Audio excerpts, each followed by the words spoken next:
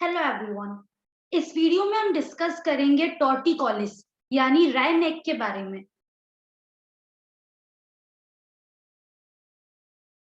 Torticollis हमारी गर्दन की मांसपेशियों से रिलेटेड एक ऐसी समस्या है जिसकी वजह से हमारा जो एक साइड का हिस्सा होता है वो कॉन्ट्रैक्ट हो जाता है, तो उसकी वजह से हमारा हेड, हमारा सर एक साइड झुक जाता है। तो टॉर्टिकोलिस कॉन्जेनाइटल और एक्वायर्ड दोनों तरह से हो सकती है। कॉन्जेनाइटल का मतलब जन्म होते ही दिक्कत आना, एक्वायर्ड मतलब किसी चोट लगने या किसी कारण की वजह से दिक्कत आना। तो टॉर्टिकोलिस या तो जन्म के समय पाई जाती है या फिर बाद में भी समस्या हो सकती है।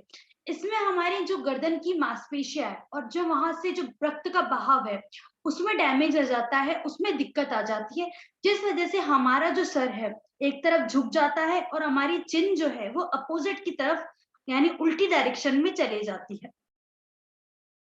अब टॉर्टिकोलिस किस वजह से होती है? टॉर्टिकोलिस में जो हमारी स्टर्नोक्लीडोमास्टोइड मसल है SCM, उसकी या तो बहुत ज्यादा वो शॉर्ट हो जाती है, या तो बहुत ज्यादा मोटी हो जाती है, या फिर उसका बहुत ज्यादा कॉन्ट्रैक्शन होने लगता है किसी भी कारण की वजह से।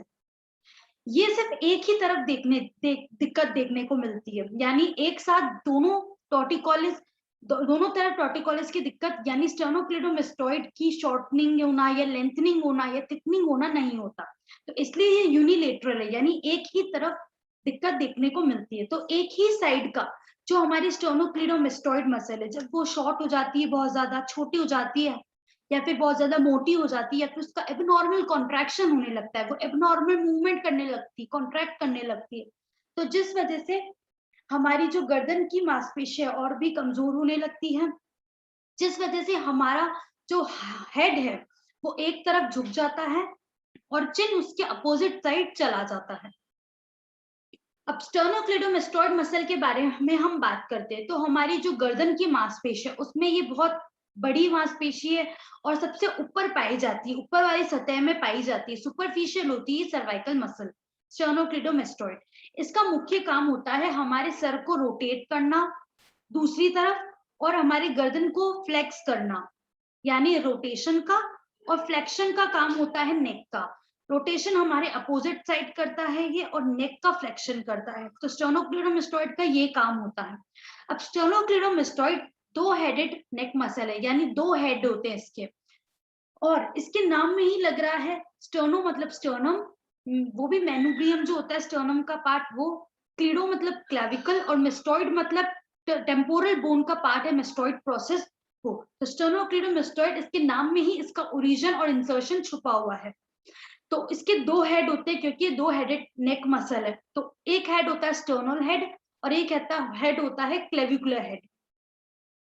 अब जो स्टर्नल हेड है यानी स्टर्नम, तो मेनुब्रा स्टर्नम के सुपीरियर पार्ट के एंटीरियर सरफेस से शुरू होता है और क्लेविकुलर हेड के सुपीरियर सरफेस से मिडिल थर्ड ऑफ क्लेविकल से शुरू होता है, और ये इंसर्ट होता है हमारे मेस्टोइड प्रोसेस, टेम्पोरल बोन के मेस्टोइड प्रोसेस में। तो ये आप डायग्राम में देख सकते हैं, ये इसका दो हेड है, स्टर्नल हेड और क्लेविकुलर हेड। तो ये मेनुब्रियम ऑफ द स्टर्नम से ओरिजिन हो रहा है, क्लेविकल के मीडियल साइड से ओरिजिन हो रहा है, यानी ये ओरिजिन होता है मेनुब्रियम और क्लेविकल के यहाँ से और इंसर्ट होता है हमारे टेम्पोरल बोन के मेस्टोइड प्रोसेस में। ये हमने स्टर्नोक्लीडोमास्टोइड की एनाटॉमी के बारे में बात करी। तो जब इसमें दिक्कत आती है, स्टर्नोक्लीडोमास्टोइड की शॉर्टनिंग लेंथनिंग हो जाती है, एबनॉर्मल कॉन्ट्रैक्शन हो जाता है, जिस वजह से जो हमारा हेड का और नेक का मोबिलिटी है, जो मूवमेंट है वो लिमिट हो जाता है, वो प्रॉपर नहीं हो पाता, और हमारा गर्दन एक तरफ झुक जाता है और हमारी जो नेक है उसके बहुत ज्यादा कॉन्ट्रैक्शन होने लगता है, और एक तरह की प्रोग्रेसिव बीमारी यानी बढ़ती जाती है बीमारी। इसमें हमारी जो गर्दन की मांसपेशी है उनमें इम्बैलेंसेस की वजह से, जिस वजह से सिर्फ गर्दन में ही दिक्कत नहीं आती, जो हमारा कंधा है उस एक कंधा बड़ा एक कंधा छोटा हो जाता है, और जो हमारे अपर बैक की मसल्स है बहुत ज्यादा वीक हो जाती है।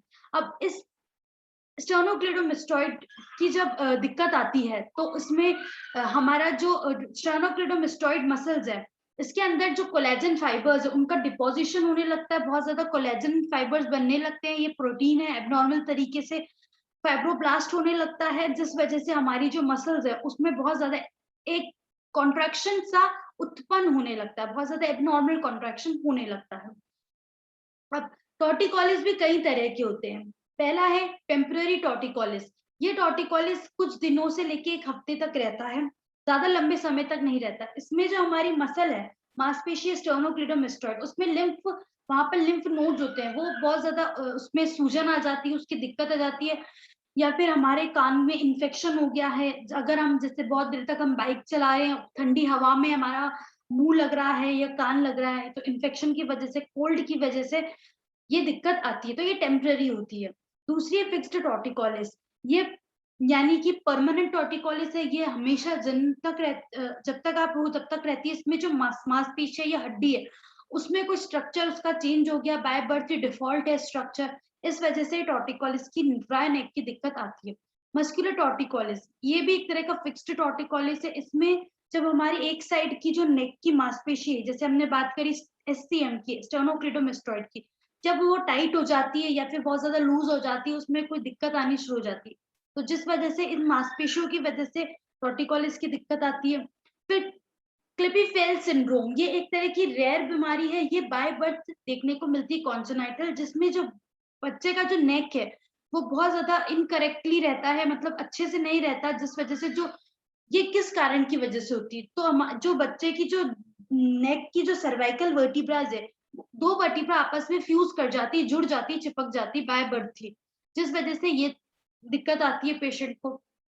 फिर है लास्ट टाइप सर्वाइकल डिस्टोनिया। इसमें जब हमारी गर्दन की मांसपेशियों में बहुत ज्यादा स्पाज्म आ जाता है, सर्वाइकल मसल्स में बहुत ज्यादा एब्नॉर्मल कॉन्ट्रैक्ट होने लगती है, स्पाज्म हो जाता है उनमें, जिस वजह से जो हेड है वो एक तरफ ट्विस्ट कर जाता है एक साइड, और जो हमारा चिन है वो अपोजिट साइड टिल्ट कर जाता है।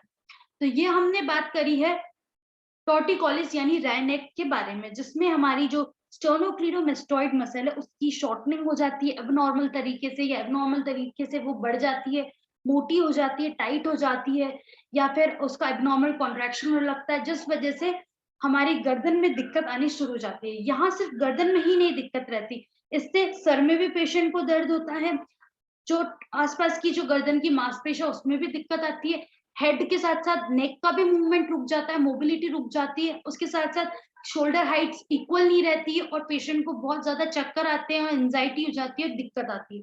तो ये हमने डिस्कस किया है टॉर्टिकोलिस यानी राय नेक के बारे में।